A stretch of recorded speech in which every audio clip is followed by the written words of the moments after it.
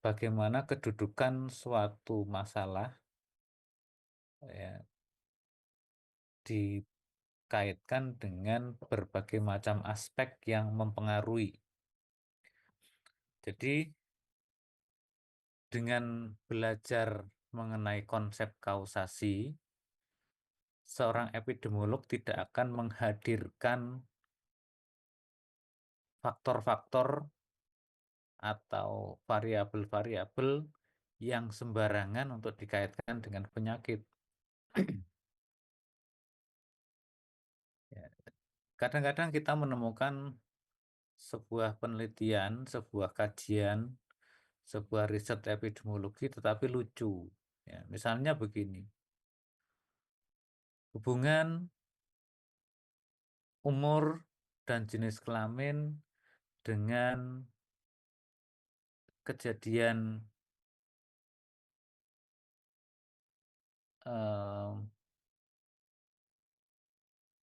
perdarahan pada ibu hamil.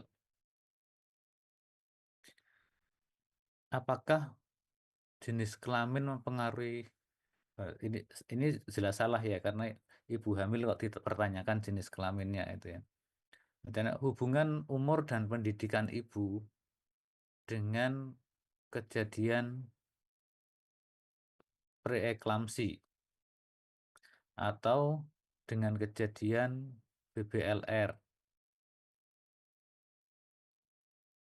Walaupun tidak ada larangan orang menghubungkan apapun dengan suatu penyakit atau kondisi kesehatan, tetapi kalau tidak logis itu ya ditertawakan orang. Pertanyaannya adalah, apakah kalau pendidikannya tinggi, bayinya ikut berat, tidak BBLR, gitu. Atau kalau tidak sekolah, bayinya terus kurus kering, gitu. Itu kalau bisa dianalisis ya orang bisa tertawa sendiri, apa hubungannya sekolahnya dhuwur atau pendidikannya tinggi dengan eh, bayinya kurus atau gemuk gitu. Walaupun kalau dipaksakan dihubung-hubungkan ya tetap ada hubungannya, tapi kan itu pemaksaan, bukan sesuatu yang objektif terjadi. Ya. Maka dengan kita belajar konsep kausasi, harapannya kita tidak akan membuat konsep penelitian yang ngawur-ngawuran, yang tanpa alasan yang jelas. Ya. Suatu variabel dihadirkan karena memang secara teoritis variabel itu berkontribusi, gitu. Kemarin kita sudah belajar tentang biologic plausibility, ya. Biological plausibility itu artinya sesuatu yang akan kita kait-kaitan dengan suatu penyakit itu harus ada landasan teoritis biologisnya. Tidak bisa asal kita pasangkan, tuh nggak bisa. Ini pemikiran seperti ini seringkali terjadi eh, ngawur-ngawuran ya, sesama orang kesmas, tapi karena tidak belajar mengenai ini bisa ngawur-ngawuran gitu. Karena tidak memahami secara lebih mendalam tentang apa masalahnya dan secara teoritis dalam mekanisme biologis itu faktor apa yang terkait gitu. Nah, saya kasih contoh misalnya BBLR, berat bayi lahir rendah. Nah, berat bayi lahir rendah pun berkaitan dengan tumbuh kembang bayi. Apakah tumbuh kembang bayi itu ada kaitannya dengan sekolahnya ibunya? Ibunya sekolahin yang kesmas, ibunya sarjana dibandingkan ibunya yang doktor. Apakah pertumbuhan berat badan bayinya itu berbeda?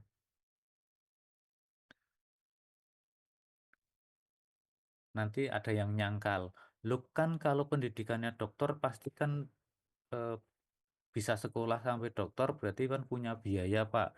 Kalau punya biaya kan berarti ketersediaan bisa beli makanan yang lebih bagus. Dibandingkan dengan yang tidak mampu sekolah tinggi kan keuangannya terbatas sehingga kemampuan membeli makanannya juga terbatas. Nah, kalau penjelasannya kayak gitu, kita sebenarnya bisa menangkap yang menyebabkan berat badan bayi itu naik atau turun bukan sekolahnya, tetapi ketersediaan makannya. Nah, harusnya kalau orang yang berpikirnya cerdas, tidak membabi buta, itu bukan mempermasalahkan sekolahnya, tapi rentetan yang dijelaskan tadi. Kalau sekolahnya tinggi berarti kan punya uang, bisa beli makanan yang banyak. Kalau sekolahnya hanya rendah saja, berarti kan nggak tersedia uang banyak karena nggak bisa sekolah yang tinggi. Kemudian kemampuan daya belinya juga rendah, sehingga ketersediaan makanannya sedikit. Nah, berarti kan yang mempengaruhi bukan sekolahnya, tapi makanannya gitu. Ini artinya di dalam eh, nanti setelah belajar ini, harapannya kita bisa memilah dan memilih mana variabel, mana faktor yang tepat untuk dirancang dalam sebuah riset epidemiologi itu yang dikaitkan dengan suatu penyakit atau masalah kesehatan. Sehingga penelitian kita itu tidak menghadirkan sampah ke dalam, tidak menghadirkan sampah ilmiah ke dalam riset-riset kita. Jangan sampai kita melakukan penelitian tapi isinya sampah ilmiah, sesuatu yang tidak ada hubungannya yang penting tetapi dikait-kaitkan dan bahkan dengan statistik yang daki-daki itu, dengan statistik yang berbelit-belit, yang panjang kali lebar kali tinggi, tetapi yang dibahas itu sampah gitu, bukan sesuatu yang inti yang berhubungan langsung. Nah, dengan mempelajari metode epidemiologi dengan terutama konsep kausasi ini, maka kita akan menghindarkan kemubadiran seperti itu ya, supaya kita tepat sasaran, bisa memilah dan memilih secara pasti bagaimana eh, merancang hubungan satu variabel dengan variabel lain yang dikaitkan dengan penyakit atau masalah kesehatan. Nah, ini adalah bagian dari kekuatan seorang epidemiolog di dalam berpikir cepat dan tepat. Oke, apakah slide saya bisa berubah? Bisa, Bapak. Bisa, Oke, Pak. ya alhamdulillah tidak seperti kalau pakai Jimit ya.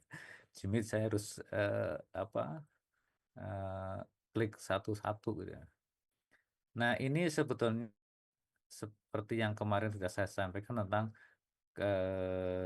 tahapan perjalanan penyakit ya, dari fase rentan, fase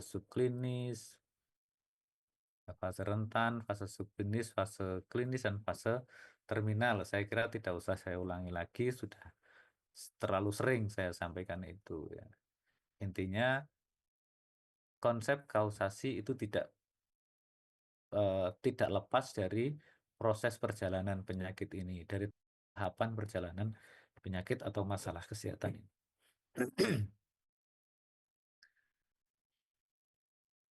Nah, di dalam konsep kausasi kita mengenal konsep dasar kejadian penyakit.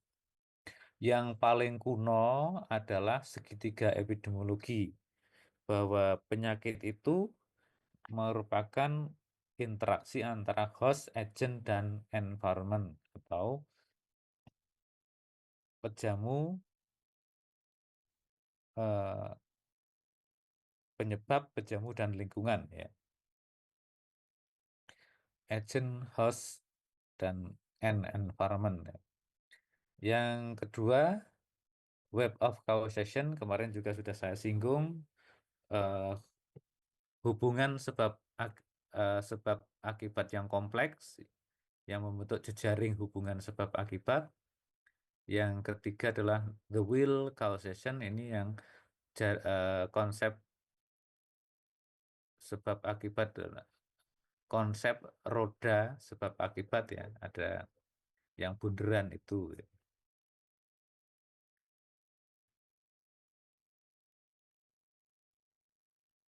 Nah, ini gambaran bagaimana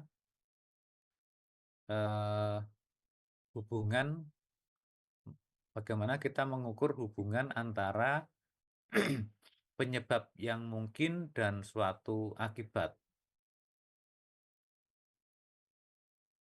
Ini skematis ya,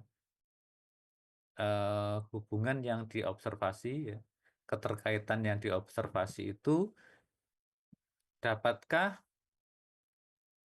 ini terjadi melalui seleksi atau pengukuran bias, ada apa namanya bias seleksi atau bias pengukuran atau tidak, kemudian ada confounding atau tidak. Intinya begini, apakah asosiasi atau hubungan yang teramati itu karena bias atau tidak, karena kerancuan atau tidak, karena kebetulan atau tidak. Dan yang terakhir, apakah itu merupakan hubungan kausal?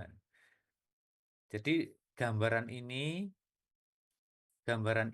ya, merupakan satu rangkaian tahapan pertanyaan untuk membuktikan apakah ada hubungan kausal atau tidak, atau apakah ada hubungan sebab akibat atau tidak dari suatu eh, asosiasi atau suatu hubungan yang diamati.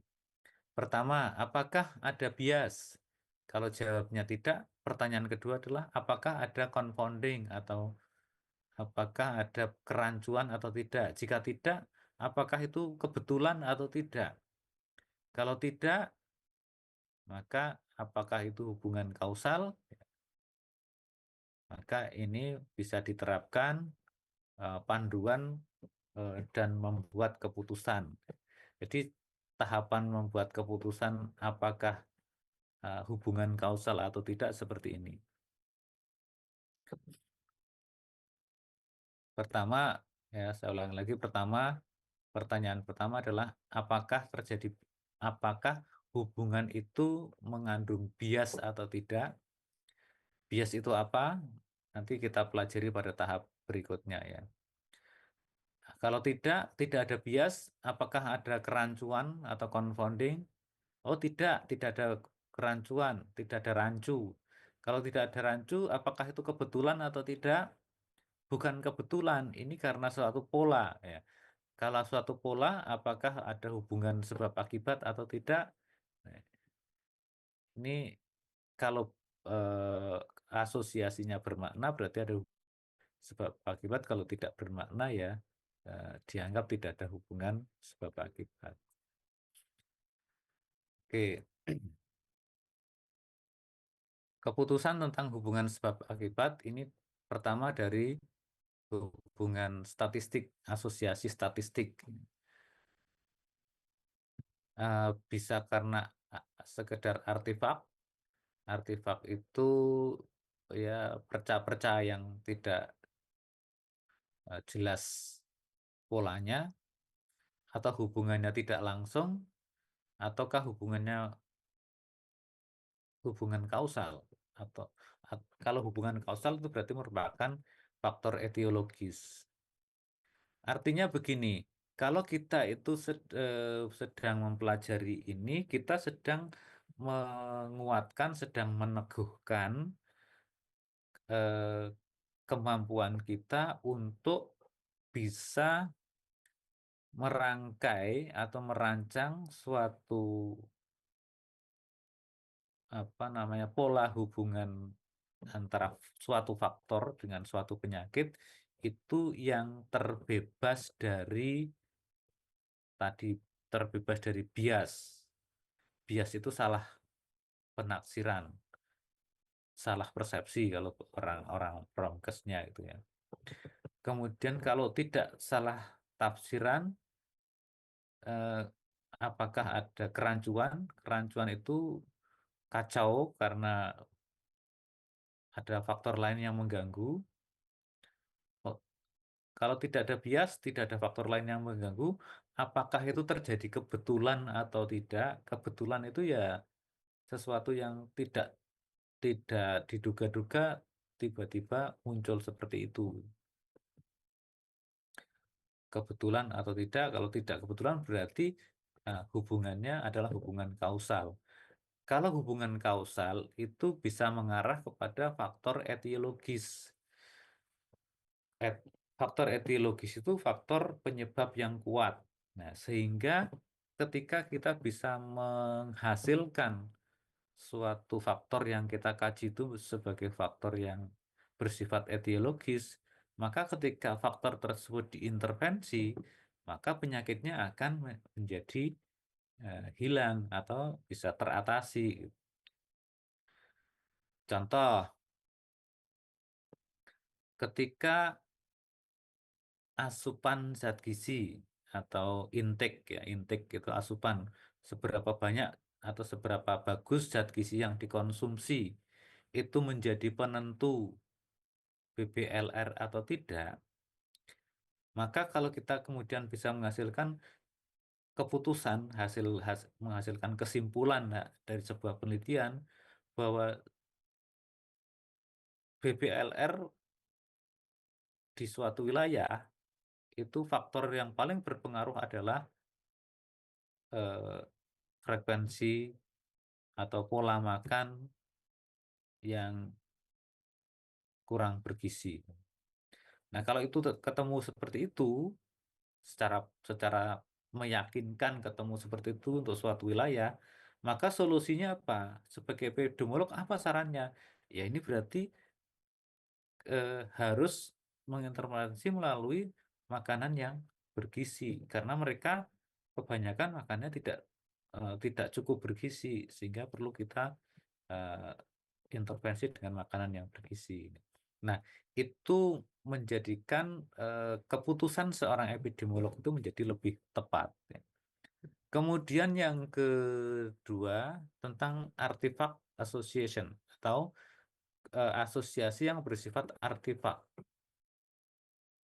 Artifak itu hanya apa ya, perca-perca ya, hanya eh,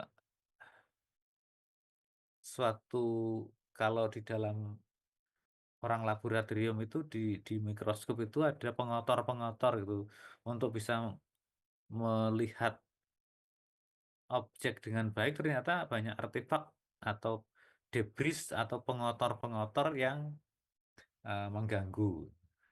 Berarti artifact association itu artinya hubungan suatu faktor dengan kejadian penyakit itu karena adanya pengotor-pengotor yang ikut campur di situ. Ini terjadi karena bias seleksi maupun bias pengukuran. Nah, nanti pertemuan berikutnya kita bahas tentang bias dan confounding ya. Bias itu adalah kesalahan penaksiran, ya, baik di dalam memilih subjeknya, memilih orangnya, memilih orang yang diteliti, maupun dalam cara pengukurannya. Cara pengukurannya tidak tepat sehingga menghasilkan data yang tidak tepat. Itu namanya bias pengukuran.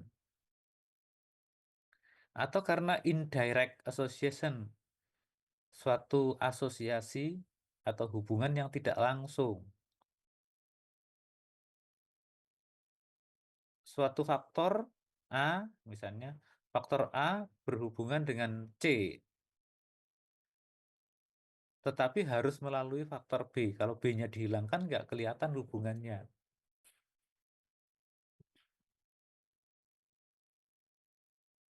Contohnya begini, eh,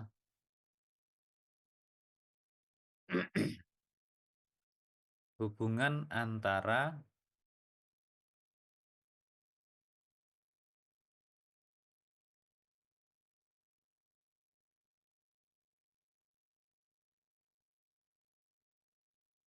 perilaku seks bebas dengan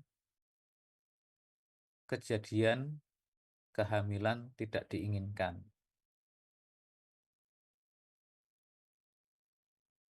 Hubungan ini tidak akan kelihatan tanpa adanya tanpa adanya eh, suatu masalah yang terjadi pada eh, bayinya. Satu contoh begini, eh,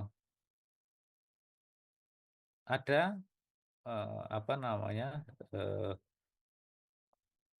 sekelompok atau di dalam suatu populasi mahasiswa ada yang melakukan hubungan seks bebas kemudian terjadi kehamilan dan kemudian bayinya lahir diatasi sendiri di kos-kosan, tali pusatnya dipotong sendiri dan sebagainya ya karena tidak ingin ketahuan orang lain. Kemudian plasentanya dibungkus, dibuang sendiri. Nah, merasa sudah aman. Tapi kemudian tiba-tiba bayinya demam tinggi. Akhirnya bayi yang baru lahir itu demam tinggi, dilarikan ke rumah sakit. Nah, di rumah sakit kemudian terjadi kegaduhan. Ketika harus diatasi, ditanya, lah ini anaknya siapa, ayahnya siapa, ibunya siapa. Lah, baru kemudian ketahuan bahwa ternyata itu hasil apa hubungan seksual di luar eh, pernikahan itu. Nah, tanpa ada masalah pada bayinya itu, maka hubungan itu tidak bisa kelihatan. Itu namanya indirect association. Banyak suatu kejadian apa namanya hubungan antara suatu faktor dengan kejadian penyakit itu tidak muncul tanpa adanya faktor ketiga yang menjadi variabel antara. Keberadaan variabel antara itu bisa memunculkan. Contoh lain misalnya begini. Kepuasan pasien terhadap layanan rumah sakit. Hanya seorang direktur rumah sakit meminta kepada seorang SKM yang peminatan AKK suruh mengukur eh, kepuasan pasien terhadap layanan rumah sakit. Karena merasa si direktur itu sudah membuat sedemikian rupa kebijakan yang sangat bagus supaya pelayanan itu kualitasnya tinggi sehingga memuaskan. Nah, setelah sekian banyak program dan sekian lama program itu dijalankan, dia ingin tahu bagaimana kepuasan pasien terhadap pelayanan rumah sakit, bagaimana pasien itu mempersepsikan mutu dan bagaimana kepuasannya dengan mutu layanan itu. Lalu si SKM ini eh, dengan semangatnya langsung melakukan survei bers dari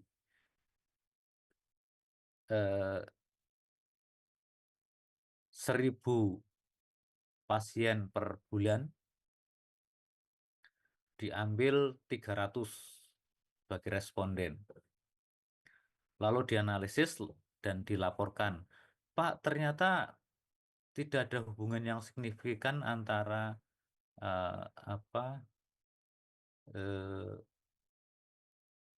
tidak ada hubungan yang signifikan antara persepsi mutu dengan kepuasan pasien. Loh kok bisa? Kita sudah beratus-ratus juta mengeluarkan uang untuk memperbaiki program kualitas pelayanan. Kok nggak ada hubungannya tuh gimana? Nah, karena direkturnya juga pernah belajar tentang apa namanya konsep hubungan kausal, maka dia kemudian berpikir, coba sini datanya seperti apa? Ini Pak, eh, populasinya berapa? 1.000. Kamu ambil berapa sebagai responden? 300 secara acak, Pak. Wah, itu ya bagus sekali. Sampai 300 orang itu berarti kan sampelnya sudah sangat mencukupi. Tapi kenapa tidak ada hubungannya yang signifikan? Nah, coba dianalisis, kata direkturnya gitu. Coba dianalisis. Eh, dipilah antara kelas rawat, coba. Yang kelas VIP dengan kelas 1, kelas 2, kelas 3 itu ada perbedaan hubungan eh, kepuasan nggak? Nah, Lalu mulai dianalisis, ternyata makin tinggi kelas rawatnya, kepuasannya makin bagus.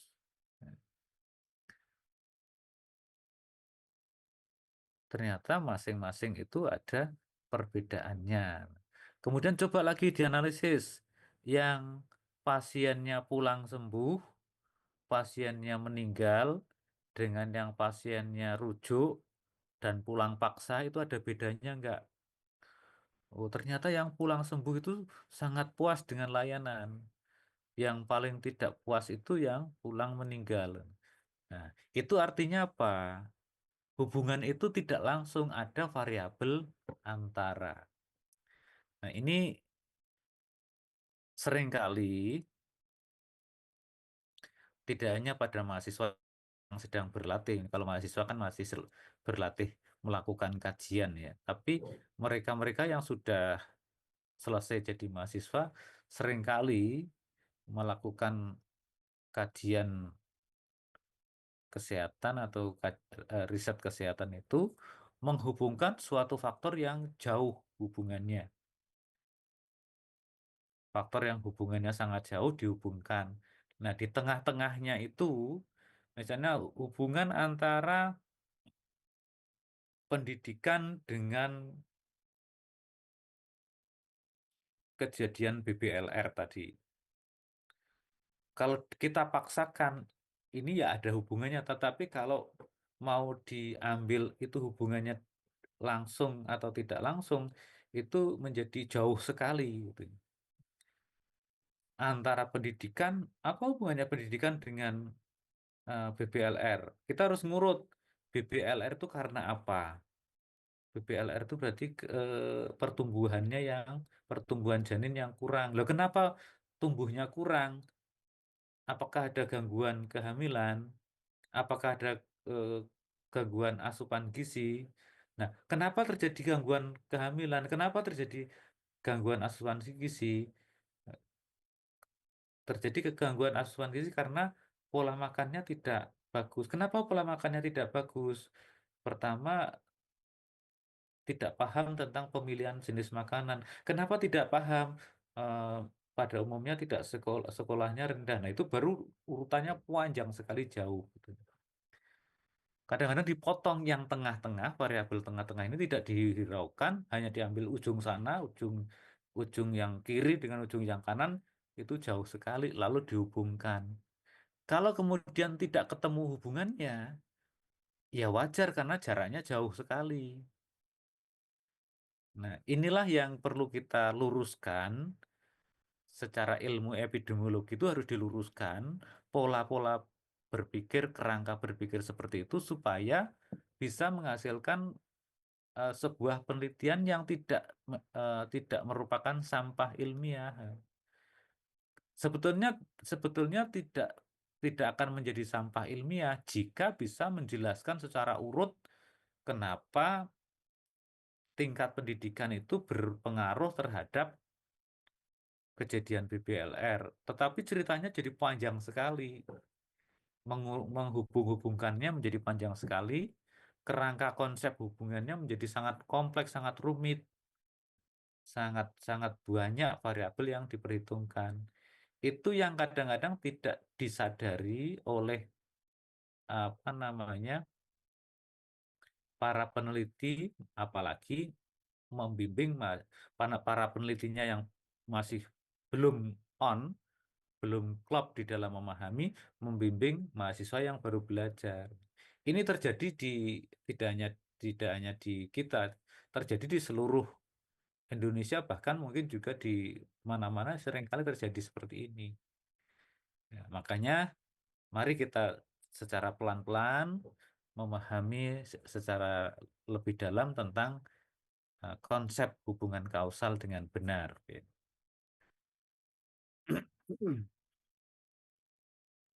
Yang berikutnya, hubungan kausal itu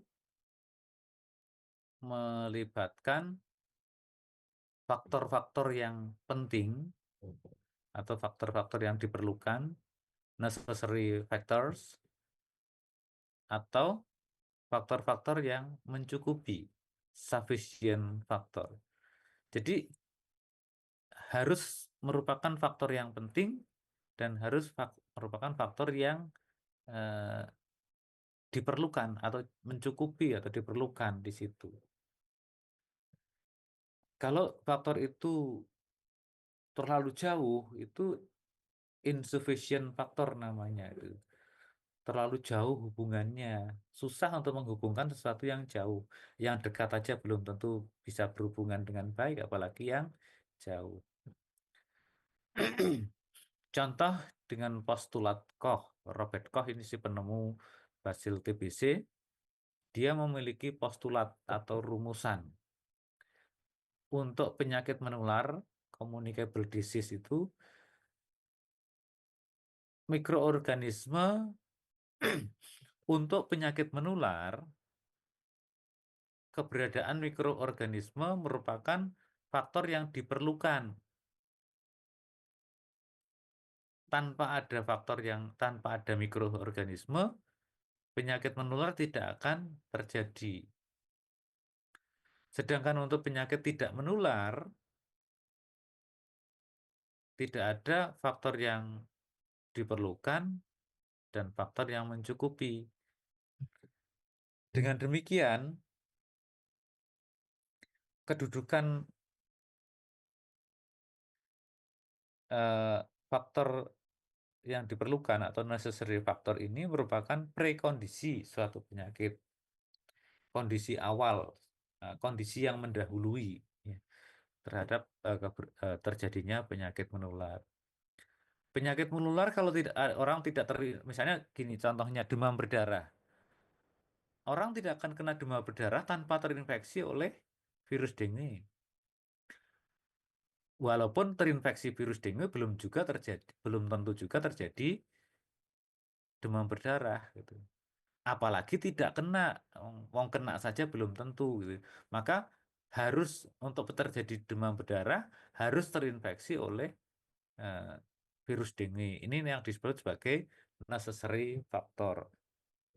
Sedangkan sufficient factor, faktor yang harus mencukupi, itu kalau jumlahnya mencukupi, itu baru bisa menimbulkan sakit.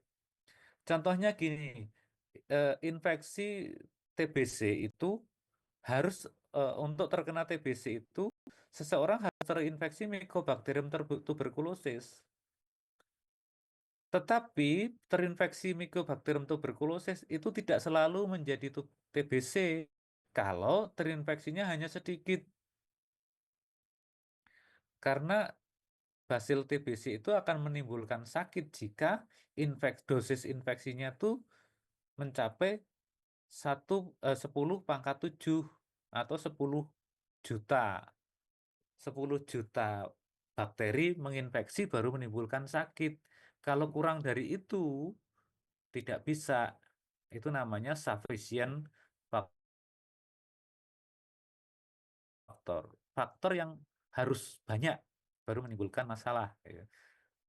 Tetapi faktor itu harus ada dulu. Ada dan banyak, maka bisa menimbulkan penyakit. Oke, sampai di sini ada yang mau ditanyakan? Saya takutnya kalau makin panjang saya ngomong, kebingungan nanti keburu bertumpuk-tumpuk, saya tidak bisa menjelaskan lebih jauh.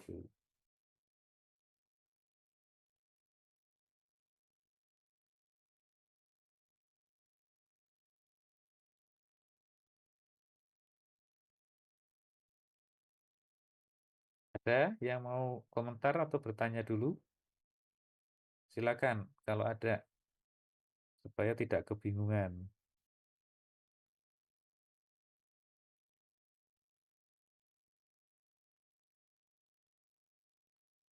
Kalau tidak ada, saya teruskan dulu. Jadi, konsep hubungan suatu penyakit menular itu ada faktor yang perlu atau necessary faktor, harus ada, dan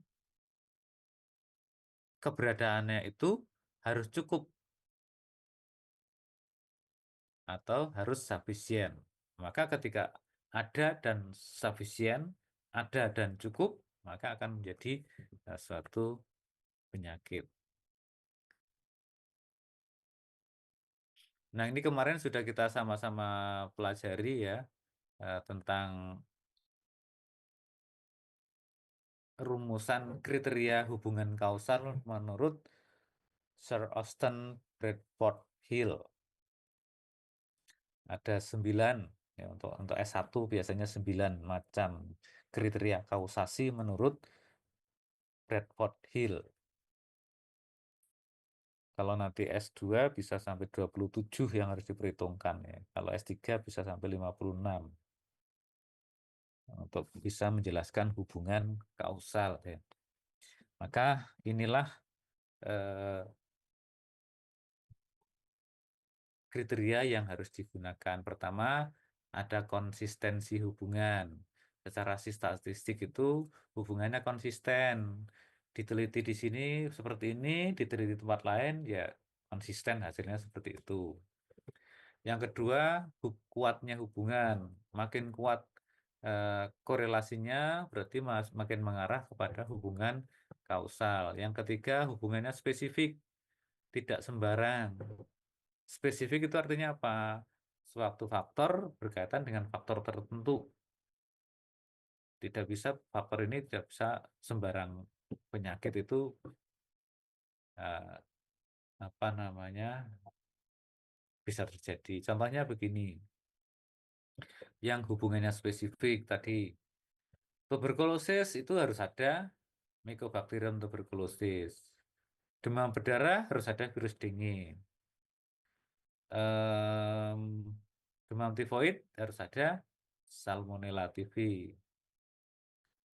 Salmonella paratyphi dan sebagainya. Ini namanya eh, hubungannya spesifik. Ada asosiasi temporal. Orang terinfeksi dulu baru sakit. Tidak sakit dulu baru terinfeksi. Itu namanya hubungan temporal. Tempo itu waktu. Ada kronologi waktunya. Terinfeksi dulu, setelah mikrobianya berkembang dalam tubuh, baru kemudian timbul sakit. Jangan terbalik. Sakit dulu baru terinfeksi, itu tidak mungkin. Terinfeksi dulu baru sakit. Ada suatu faktor dulu baru terjadi efek. Ada penyebab dulu baru terjadi akibat. Ini namanya asosiasi atau hubungan temporal. Ada kronologi waktu. Ini orang epidemiologi harus paham betul dengan uh, soalan ini, terutama kronologi waktu, dan nanti adalah plausibilitas itu. Tanpa itu ngawur-ngawuran betul gitu. Yang kelima, koherensi hubungan. Koherensi hubungan itu artinya kalau eh, dikumpulkan berbagai macam penelitian tentang hal yang sama, itu hasilnya akan saling melengkapi. Koherensi, bukti-bukti. Penelitian saya di sini bunyinya misalnya eh, kesejukan lingkungan, kesejukan dan kerindangan lingkungan itu berhubungan dengan keberadaan nyamuk di suatu tempat. Orang lain mengatakan tidak cukup rindang, tetapi anginnya tidak, hembusannya tidak kencang. Berarti rindang dan anginnya tenang. Berarti melengkapi. Orang lain lagi mengatakan suhu udara dan kelembapan udaranya optimum. Berarti rindang, sejuk, lembab, udaranya tenang. Itu berarti nyamuknya kerasan di situ. Nah, itu namanya koherensi bukti-bukti, saling melengkapi hubungannya itu. Gitu. Yang keenam, gradien biologik. Tadi terinfeksi kuman TBC, kalau hanya terinfeksi satu, nggak ngefek, 1.000 nggak ngefek, 1 juta belum ngefek. Tapi kalau 10 juta baru ngefek tuh. Artinya 10 juta baru ngefek sakit. 100 juta sakitnya tambah parah. Itu namanya gradien biologis. Dosis respon. Artinya makin tinggi dosis infeksinya, respon penyakitnya makin serius. Ini eh, tanda-tanda ada hubungan kausal. Yang berikutnya, plausibilitas. Ini yang dari kemarin saya sebutkan sebagai landasan teoritis biologis. Ya.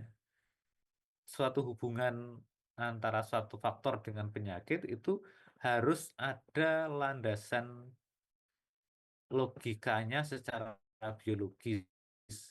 Kalau secara biologis tidak ada logikanya, maka tidak bisa diterima. Kemudian yang ke-8, bukti-bukti eksperimen. Ini eh, hubungan suatu penyebab dengan akibat tertentu bisa juga dilihat dari hasil-hasil eksperimen. Kalau hasil-hasil eksperimen itu membuktikan ada hubungan, ya lanjut aja, nggak perlu khawatir bahwa itu adalah hubungan kausal. Terakhir analogi, analogi ini eh, apa namanya keserupaan ya. Suatu penyakit menular memiliki pola-pola yang mirip-mirip sehingga ketika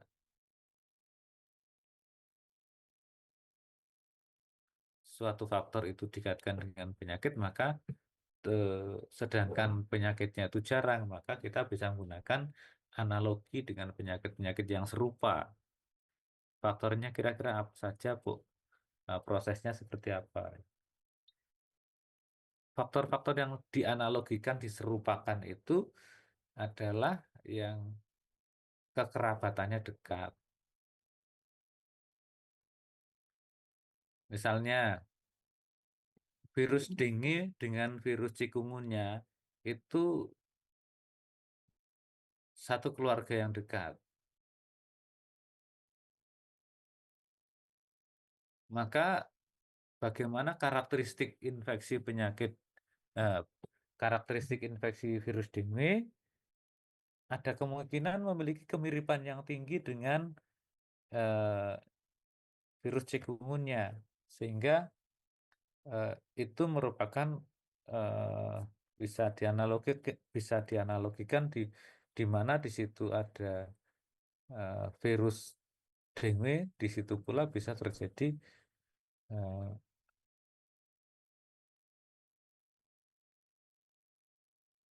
suatu penyakit yang mirip-mirip gitu ya. Oke. Ini kemarin sudah saya jelaskan ya tadi jadi saya lewati aja karena sudah.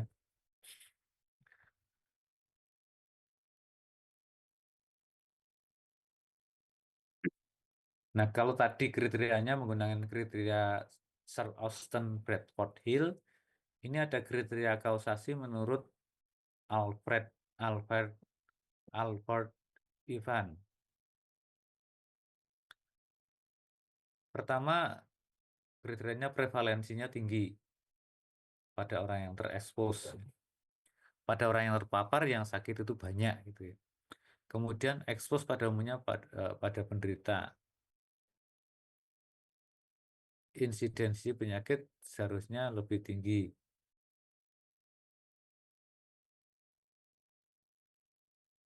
Spektrum respon harus mengikuti gradien biologi. Secara urutan waktu, paparan mengikuti gradien biologik. Dihilangkannya penyebab akan berdampak pada penurunan insidensi. Kemudian pencegahan atau perubahan respon host akan mengurangi penyakit. Kemudian semua harus mempunyai antibiotik dan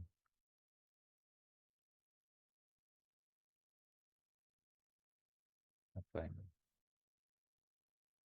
Arti biologi dan epidemiologi. Artinya begini, eh, kejadian penyakit itu penting secara biologis dan penting secara epidemiologis.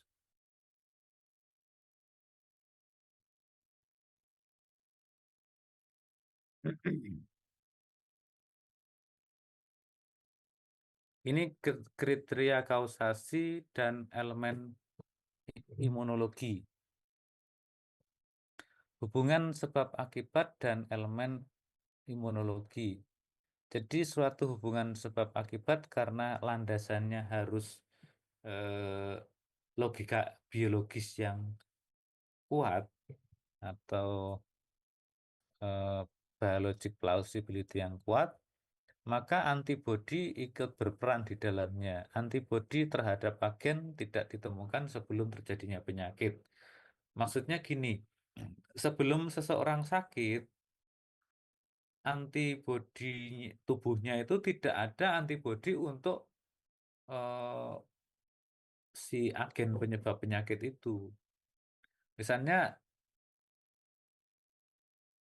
eh, hari ini terdeteksi demam tifoid, di mana bakteri salmonellanya tuh dalam darah tinggi. Diketahui bakteri salmonellanya itu tinggi. Dari mana? Dari pemeriksaan darah. Padahal seminggu sebelumnya baru saja cek darah dan tidak terbukti ada antibodi untuk salmonella. Artinya apa? Antibodi terhadap agen penyakitnya tidak ditemukan sebelum orangnya sakit. Antibodi terhadap agen penyakit akan muncul selama sakit, terutama adalah imunoglobulin M, disusul imunoglobulin G.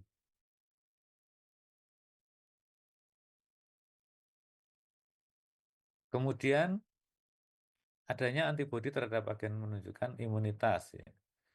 Ketika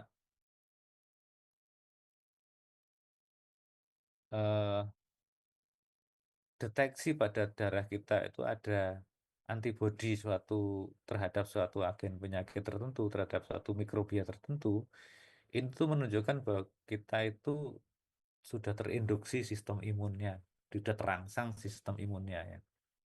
Yang keempat, tidak adanya antibodi terhadap agen penyakit menunjukkan kerentanan terhadap infeksi.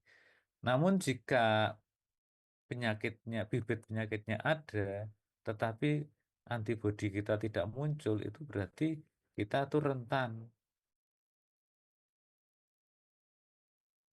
Rentan itu artinya mudah terkena penyakit tersebut.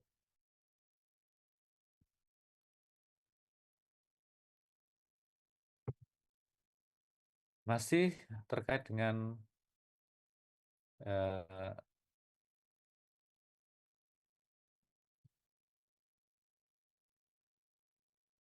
konsep kausasi,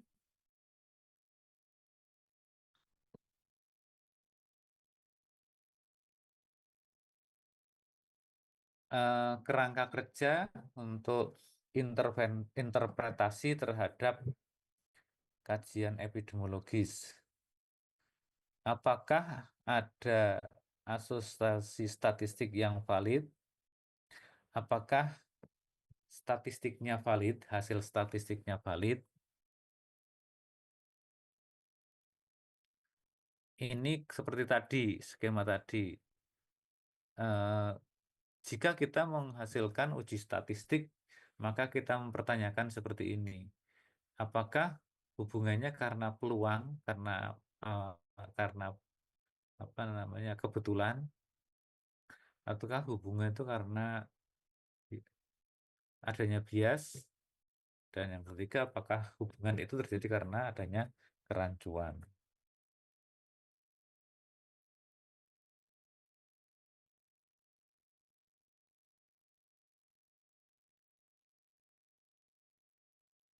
Kemudian statistik yang valid juga perlu dipertanyakan apakah bisa dijustifikasi merupakan penyebab dan efek. Itu tergantung seberapa kuat asosiasinya, tergantung kredibilitas biologis untuk menyusun hipotesis. Jadi seberapa kuat komponen kita,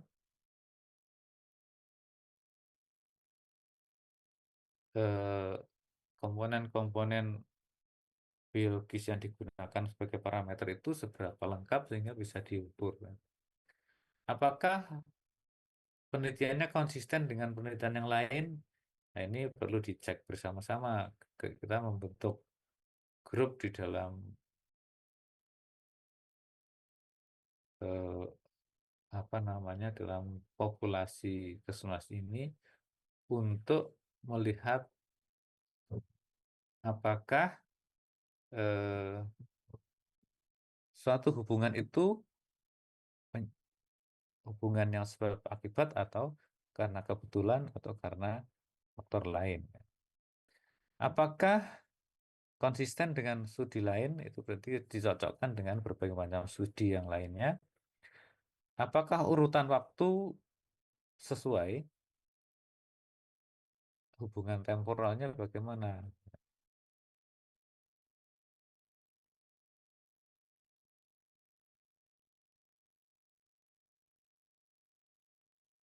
Dan yang kelima adalah apakah ada bukti hubungan dosis respon? Hubungan dosis respon tadi kalau penyebabnya bertambah, maka sakitnya lebih parah. Ini jenis-jenis penelitian beserta kekuatan buktinya. Yang paling lemah adalah penelitian ekologis atau studi ekologis. Ini buktinya merupakan bukti yang lemah. Penelitian cross-seksional juga termasuk yang lemah. Case control agak moderat, next case control lebih maju lagi, lebih kuat lagi. Maka hindari penelitian-penelitian yang sifatnya cross-seksional supaya tidak menghadirkan bukti-bukti yang lemah.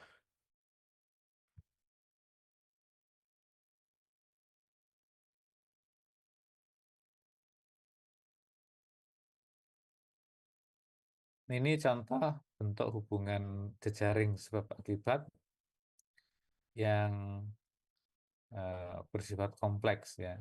Ada faktor 8, 9, 10, 11, 12 ini. Faktor 8 mempengaruhi faktor 1 tetapi juga mempengaruhi faktor 3 bersama 9. 9 dan 10 mempengaruhi faktor 4, 10 dan 11 mempengaruhi faktor 5, 12 mempengaruhi faktor 6.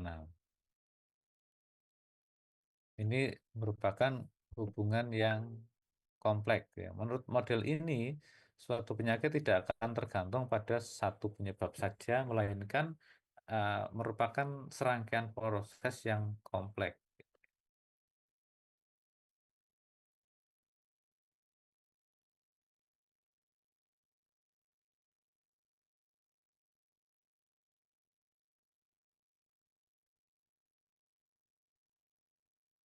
Ini kemarin sudah saya sampaikan juga ya, eh, satu bentuk hubungan sebab akibat yang kompleks. Nah, ini contohnya pada penyakit jantung. Pada penyakit jantung, eh, myocardial infarction, infak miokard ya, eh, layuh jantung ya. Bisa karena sumbatan koroner, bisa karena ketidakcukupan mikrokardial,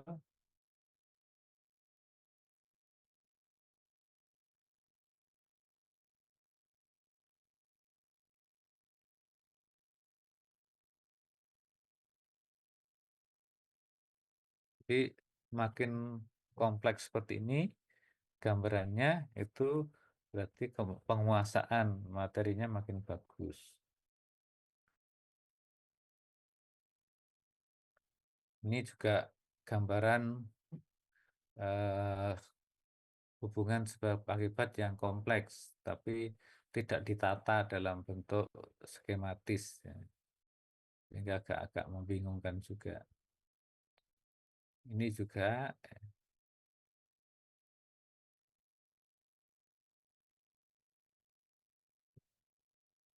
ini contoh lain, faktor-faktor yang mempengaruhi kematian. Ada banyak sekali faktor.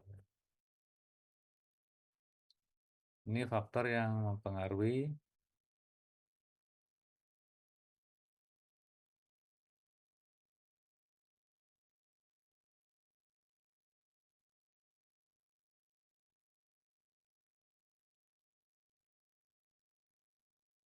ini untuk hubungan sebab akibat melalui jejaring hubungan sebab akibat untuk penyakit SARS, ya. Ini yang saya buat untuk demam berdarah. Ya, kalau orang-orang pada membuat, saya juga bisa mencoba membuat seperti ini, ya. Jadi, bagaimana secara kompleks faktor-faktor ini berpengaruh terhadap kejadian demam berdarah. Ini yang model roda kausasi. Tapi model ini sudah dimodifikasi oleh orang-orang di Indonesia. Ya, aslinya itu lebih kompleks, tidak seperti ini.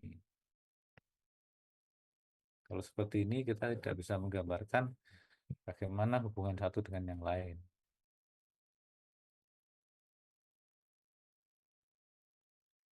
Ini multiple causation model. Jadi model kausasi yang banyak. Dan faktor 1, faktor 2, faktor 3 berpengaruh terhadap reaksi seluler tingkat sel, kemudian penyakit.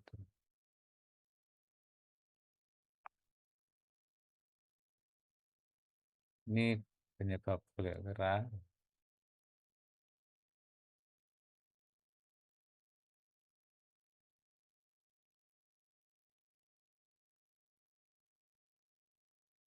Oke, ada pertanyaan sampai di sini?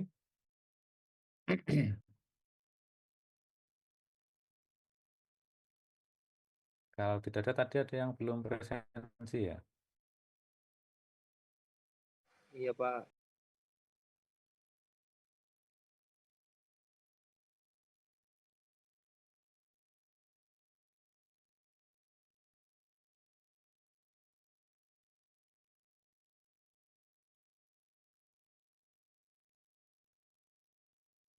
Silakan kalau mau, eh, kalau bisa di scan, ya. Bapak permisi minta tolong NIM 102. Oke, sebentar.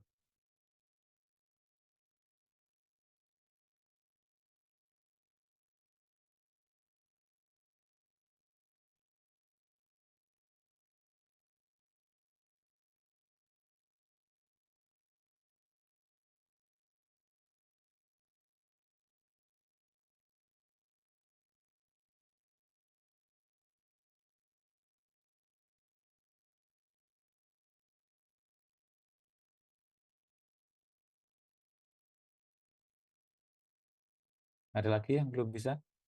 Terima kasih Pak. Ya.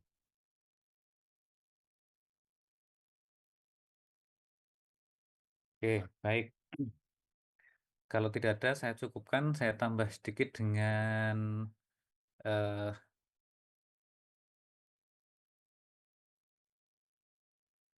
yang kedua, ya. Kita akan diskusi tentang eh, yang P4 dulu, ya.